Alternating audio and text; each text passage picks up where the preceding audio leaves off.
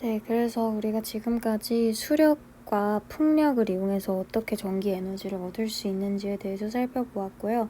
이어서 우리가 해양, 바다에서 어떻게 그 바다의 에너지를 이용을 해서 우리가 전기를 얻을 수 있는지 살펴보도록 할게요. 사실 해양 에너지는 굉장히 그 종류가 방대해요. 우리 바다 같은 경우에는 그 바다에서 굉장히 다양한 활동들이 일어나잖아요. 우리 바다는 넓기도 하고 굉장히 바다 안에서 뭐 파도가 계속 치기도 하고요. 그리고 조석 간만의 차에 의해서 계속해서 밀물과 썰물이 왔다 갔다 하기도 하고요. 그 바다 안에서 바닷속에서 계속해서 어떤 대류 활동이 일어나기도 합니다. 이렇게 다양하게 바다는 정지해 있지 않고 끊임없이 계속해서 움직이는 그러한 특성을 가지고 있기 때문에 바다와 관련된 에너지는 조금 더 우리가 세부적으로 나누어 볼 수가 있어요. 근데 다 이제 마찬가지로 전기 에너지, 발전과 관련이 있기는 한데 좀 더 그 특성에 맞추어서 좀 세분화해서 해양 에너지를 살펴보도록 할게요. 근데 우리 이거를 볼 때 마찬가지로 기억해야 될 것은 우리 해양 에너지, 해양의 어떤 운동 에너지를 통해서 회전 에너지를 얻고요. 이 회전 에너지를 통해서 전기 에너지를 얻는다라는 그 흐름은 항상 일맥상통한다는 걸 여러분들이 기억을 하면서 보도록 합시다. 우리 해양 에너지 같은 경우에는 이거 말고도 조금 더 종류가 있기는 한데 대표적으로 이 네 가지로 나타낼 수가 있어요. 그래서 파력 발전, 조력 발전, 조류 발전, 온도차 발전 이렇게 네 가지가 있습니다. 이 네 가지를 구분하게 되는 그 원리에는 운동 에너지, 분명히 바닷물이 운동 에너지를 가지고 있는데 어디에서 이 운동 에너지를 얻느냐, 뭐에 의해서 운동하게 되느냐에 따라서 조금씩 이렇게 네 가지로 나누어지게 됩니다. 그래서 만약에 파도의 운동 에너지를 이용을 한다라고 하면은 우리 파력 발전이 되는 거고요. 밀물과 썰물의 운동 에너지를 활용한다라고 하면 우리 조력 발전이 되겠습니다. 그리고 해수의 운동 에너지를 활용한다고 하면은 우리 조류 발전이라고 합니다. 우리 해수라고 하는 거는 바닷물이 한 곳에만 계속 정체해 있는 것이 아니라 어떤 대류 활동이나 이런 거를 통해서 계속해서 이동을 하잖아요. 그래서 굉장히 우리나라 같은 경우에도 동해안이나 아니면 뭐 제주도 부근에 굉장히 해수 활동이 활발하게 이루어지고 있는데 이런 부근에서 이런 운동 에너지를 활용을 해서 조류 발전이 종종 이루어지기도 합니다. 그래서 이게 우리 조류 발전이고요. 그리고 우리 온도차 발전을 보게 되면은요, 이 온도차 발전 같은 경우에는 말 그대로 우리 표층수와 심층수 사이의 온도차를 활용을 한 거예요. 우리가 바닷속을 보게 되면은요, 우리 바닷속을 이렇게 단면을 이렇게 보게 되면 이쪽이 이제 제일 윗부분이에요. 그래서 제일 윗부분이어서 위쪽으로 이렇게 햇살이 이렇게 따뜻하게 들어오게 되겠죠. 그래서 우리 이 윗부분을 우리가 표층수라고 이야기를 해요. 표면 쪽에 있다고 해서 이 부분을 표층수라고 이야기를 하고요. 반대로 여기 조금 더 아래로 깊숙이 내려가게 되면은 이 부분이 우리 심층수라고 이야기를 합니다. 그래서 우리가 표층수와 심층수 사이의 온도를 한번 비교를 해보는 거예요. 이렇게 비교를 했을 때 어디 쪽이 더 온도가 낮을까요? 네, 우리 심층수 쪽이 온도가 훨씬 낮습니다. 심층수 쪽이 온도가 훨씬 낮은 이유는 무엇일까요? 맞아요. 우리 햇빛이 이렇게 여기까지 도달을 하지 못하기 때문이에요. 우리 바닷속이 굉장히 깊기 때문에 햇빛의 열이 이렇게 엄청나게 깊은 곳까지 도달하기가 어려워요. 그래서 햇빛이 쉽게 도달할 수 있는 이런 표층수 부분만이 굉장히 따뜻하고요. 조금 더 아래로 내려가면 내려갈수록 한 4도씨 정도로 유지가 된다고 해요. 그러니까 굉장히 낮은 거죠. 그래서 표층수와 심층수를 한번 비교를 했을 때 약 15도 정도 차이가 난다고 합니다. 그래서 이 온도 차이를 직접적으로 활용을 해서 우리 발전에 활용을 하는 것이 우리 온도차 발전이라고 이야기를 합니다. 그래서 이렇게 네 가지 종류가 있는데요. 파력은 이제 파도가 움직일 때 파도가 이렇게 왔다 갔다 하잖아요. 여러분들이 해수욕장에 갔을 때 우리가 파도를 보면은요, 파도가 계속해서 끊임없이 밀려왔다가 다시 나갔다가 밀려왔다 나갔다 하잖아요. 바로 그 에너지를 활용을 하는 거예요. 그래서 우리 해안 부근에 설치를 할 수도 있고요. 아니면 조금 더 해안 쪽 말고 안쪽으로 들어가서 설치를 할 수도 있어요.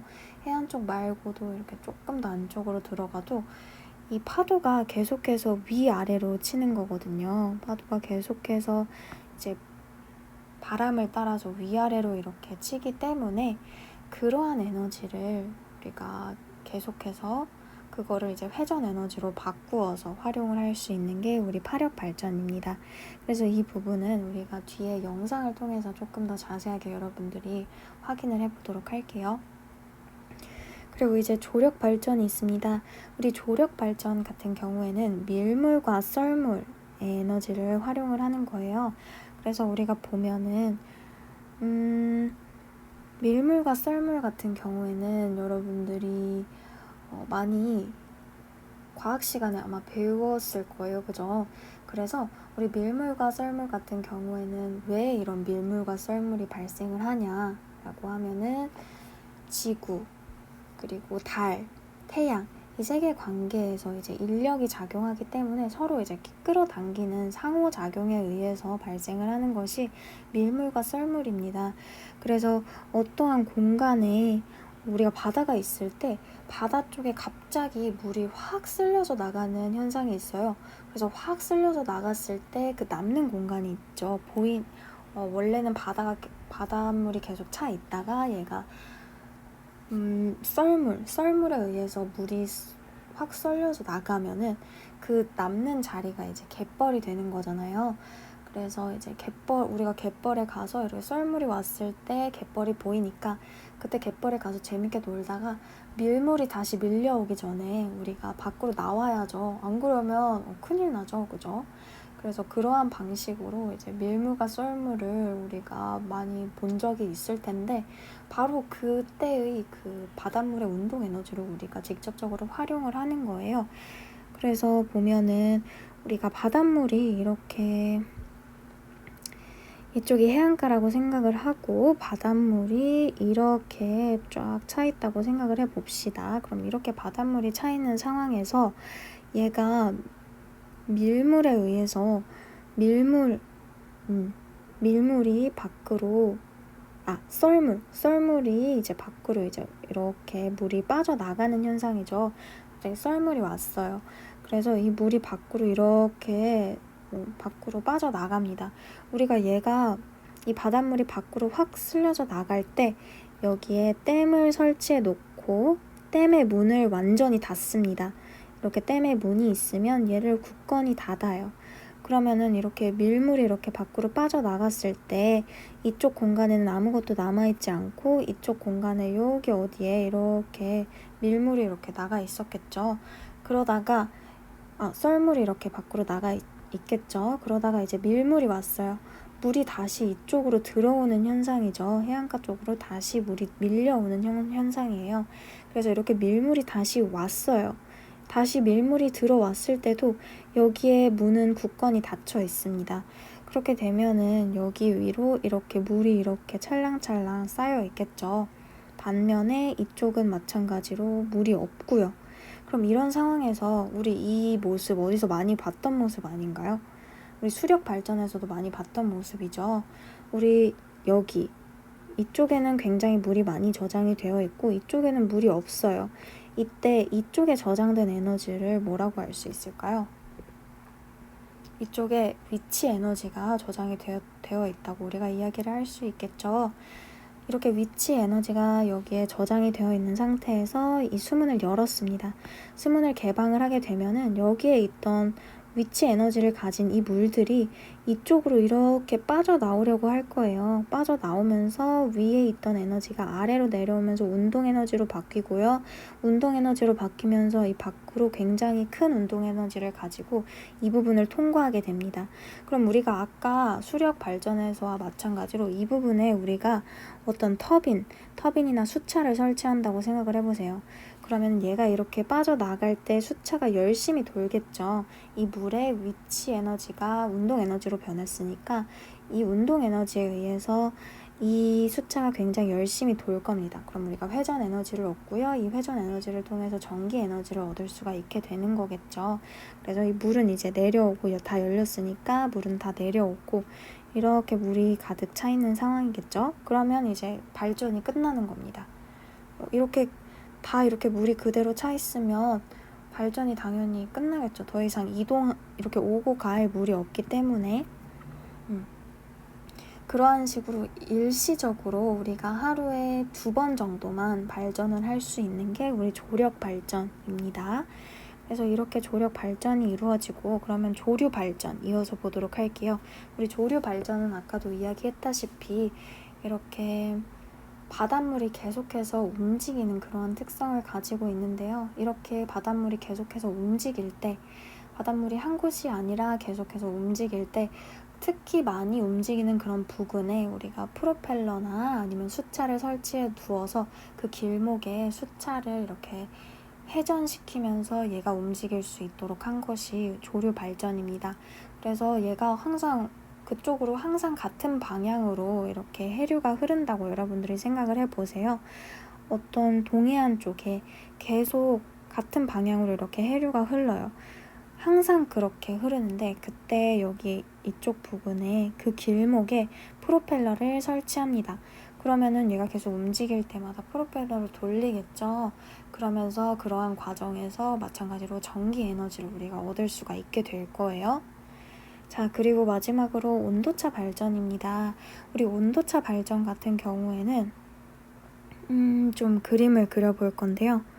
이렇게 아까 보았던 그림처럼 이렇게 바다가 있고요. 이쪽이 표층 부분입니다. 그래서 표층수, 심층수 이렇게 나눠지는데요. 이렇게 간단하게 이렇게 나눌 수가 있어요. 위쪽은 표층수, 아래는 심층수. 이렇게 나누었을 때 여기에 우리가 발전하는 시스템을 이렇게 설치를 합니다. 발전하는 시스템을 설치를 합니다. 여기서 활용하는 우리 발전 시스템은요. 우리가 아까 저번 시간에 살펴보았던 그러한 발전 시스템입니다. 바로 이런 발전 시스템이에요. 그래서 일단 열 에너지를 이용을 해서 무언가를 데피고요. 데핀 다음에 이 데핀 어떤 기체를 통해서 이 터빈을 회전시키고 이 터빈의 회전 에너지와 발전기를 연결해서 전기 에너지를 얻는 형태라고 여러분들이 생각을 하시면 돼요. 그래서 다시 돌아가서 좀 살펴보게 되면은 이 온도차 발전이 이거를 활용을 한다고 생각을 하면서 보시면 돼요. 우리 아까도 이야기를 했듯이 이쪽은 굉장히 온도가 높다고 했잖아요. 그리고 이쪽은 상대적으로 온도가 낮다고 했잖아요. 근데 우리가 이쪽 안을 순환하는 액체가 있어요. 이렇게 계속해서 순환하는 액체가 있는데 우리가 이 액체를 암모니아라고 해볼게요. 우리 암모니아라는 액체는요. 끓는 점이 굉장히 낮아요. 그래서 이 표층수 부분에서 이 표층수를 굉장히 뜨겁다고 느껴서 이 암모니아라는 액체는 여기에서 기체로 바뀌어요. 이 표층수 부분에서 기체로 바뀝니다. 그래서 이쪽에서 기체로 바뀌고요. 기체로 이쪽에서 표층수의 이 온도를 얻어서 기체로 바뀐 암모니아는 여기 근처에 이제 터빈이 있습니다. 그래서 이 근처에 터빈을 얘가 열심히 돌리게 됩니다. 이제 암모니아 기체는 굉장히 액체에 비해서 많은 에너지를 가지고 있잖아요. 그래서 얘를 회전을 시켜요. 그럼 얘가 회전을 시키고 나서 다시 이제 중력에 의해서 아래로 내려오게 되겠죠. 아래로 내려왔을 때 얘가 느끼기에는 이 부분이 굉장히 차가운 온도예요. 그래서 아까 빨리 끓었던 것처럼 빨리 다시 액체로 돌아옵니다. 여기 심층수 부분에서 이 암모니아라는 기체가 여기에서 기체로 변했잖아요. 이 기체가 다시 액체로 돌아오게 됩니다. 그러고 나서 얘를 우리가 펌프 있잖아요. 무언가를 끌어올리는 펌프. 어떤 펌프를 이용을 해서 이걸 펌프라고 해볼게요. 이 펌프를 이용을 해서 이 암모니아라는 액체로 변한 이 암모니아를 여기 위에까지 끌어올려줘요. 그러면 다시 이 암모니아는 여기를 이렇게 지날 때쯤 굉장히 이쪽이 뜨겁다고 느낍니다. 뜨겁다고 느껴서 얘는 다시 기체로 변하고요. 기체로 변해서 이 터빈을 열심히 돌립니다. 열심히 돌려서 터빈을 통해서 회전 에너지를 만들고요.